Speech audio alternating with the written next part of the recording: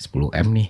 Gila, kalau akunya nggak di situ dan nggak bisa nge-compile semuanya terus dikasih ke publik, nggak akan tenang hidup aku sampai mati gitu loh. Itu tuh pada saat itu tuh gue tuh kita sempet telepon-teleponan, sama lu dan gue sempat ngebahas ini, kita sempat ngebahas ini, ingat nggak bahwa ini nih uang segini nih bisa malah dikerjain orang nih, ya kan?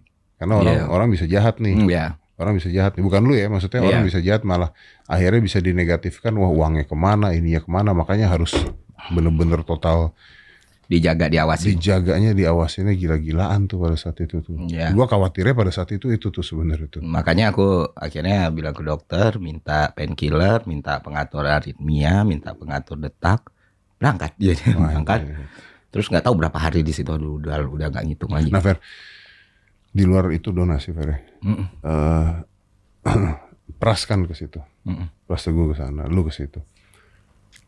Kita kan lihat berita ini kan ada di mana-mana ya. Oh iya. Gua nggak bisa mengatakan apakah berita ini semuanya benar, atau ada yang ditutupin, atau ada yang berlebihan. Tapi yang lu lihat di situ, how bad it is. Oke, gue cerita dari awal berangkat ya. Jadi dia tahu lah seberapa vokal dan seberapa keras saya ketika berbicara atau ngomong ke publik. Cuman waktu berangkat udah 10M, hari mau berangkat itu, mari membedakan berangkat menjadi relawan atau berangkat menjadi aktivis. Itu dua hal yang berbeda. Oh, oke. So you're not going there as activist? Aktivis ataupun as jurnalis atau konten kreator. Saya berangkat sebagai relawan gitu kan. Saya berangkat aja sebagai relawan. Kenapa demikian? Karena kan kita terikat dengan banyak orang, banyak pihak. Ya kan? Dan kita nggak pernah tahu dalam kondisi bencana itu semua ada di titik ekstrim. Satu hal aja itu bisa sangat mempengaruhi moral seseorang gitu kan. Makanya dari awal walau spiritnya ya udah relawan. Jadi kita terbuka untuk kolaborasi dan untuk konten dengan siapapun, untuk mendistribusikan dengan siapapun. Wah, hari pertama tuh langsung aku bilang kan. Sorry, gue ingat lu ngomong apa barusan ya, tapi gue potong dulu. Kalau lu berangkatnya sebagai aktivis, maka hal sedikit apapun, sekecil apapun bisa menyebabkan sesuatu tadi maksud lu.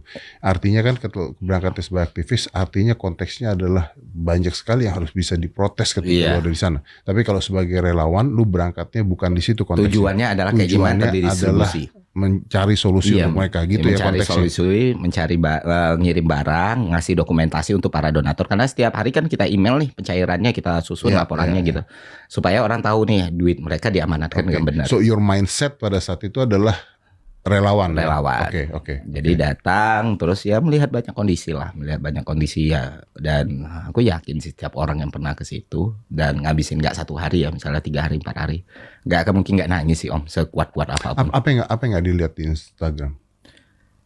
Mungkin semuanya udah ke capture ya, tapi yang mungkin nggak dirasain banyak orang itu perjuangan semua pihak.